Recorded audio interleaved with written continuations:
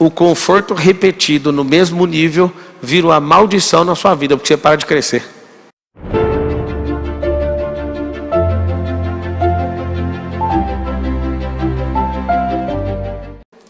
Se você for no Nordeste e ver terra brotando leite e mel, você pergunta, de onde você veio? Do Sul.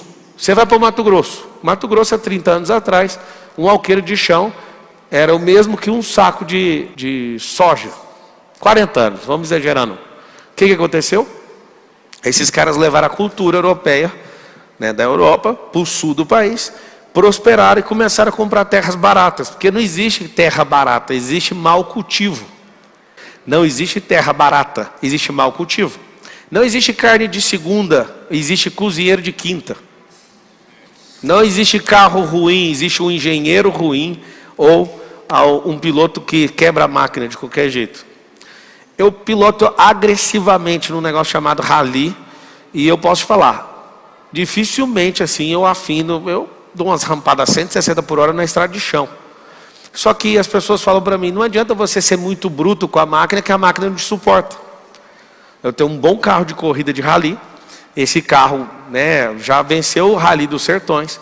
E aí eu comprei esse carro.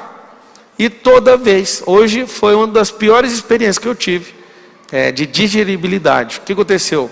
135 quilômetros de estrada de chão, pau na máquina, com 50 quilômetros, com 10 quilômetros eu perdi o freio. O freio baixou, eu falei, agora eu vou ter que mudar o estilo, que é uma das chaves das 40, lá das 40 chaves da prosperidade. Eu falei, não é possível que o freio acabou, eu estou furioso, eu quero chegar em primeiro agora eu quero arregaçar. Não vai ser mais possível, agora você vai administrar a máquina, porque falta 125 quilômetros para você voltar para casa. Aí vai ouvindo. Comecei a rampar, aí eu rampei mais do que devia. E aí toda rampa, você assenta, já tem outra. Aí assim, um pula atrás do outro, bem alto. O carro chega a ficar uns 3 metros no ar. E vá! Aí eu bati de cara numa rampa descendo. O carro continuou, só que eu falei, esse trem amassou a direção. O que aconteceu? Quebrou a balança, com 50 km de percurso. A balança quebrou, e eu senti, e eu falei, mas eu vou arrastar esse carro. Aí um componente eletrônico dele descobriu que estava com um problema, e aí não dava mais para dirigir, o volante ficava torcendo sozinho, eletronicamente. O que aconteceu? Eu só lembrava da chave, adaptabilidade. Eu tive que confrontar a mim mesmo, senão eu desisti de pilotar hoje. Estava muito difícil. E eu ficava tentando enganar o cérebro o tempo inteiro. Vai, aqui ó, melhorou. Só que acelerava, o carro puxava, aí tinha que puxar o volante para cá, aí ele ficava dançando. E eu falei, eu não consigo ver isso no meu coração.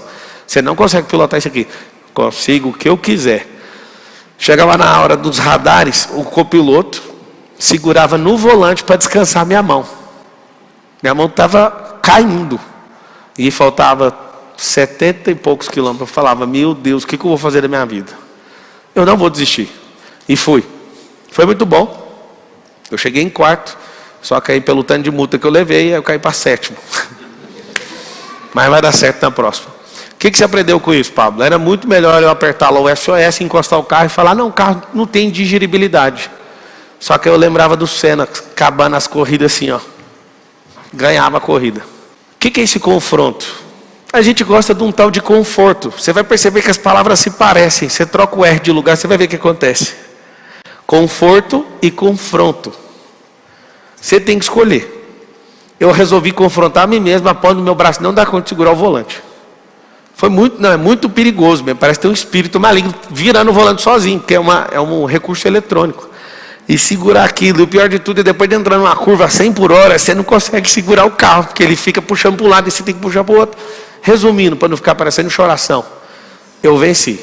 Eu não acreditei quando eu passei a linha de chegada.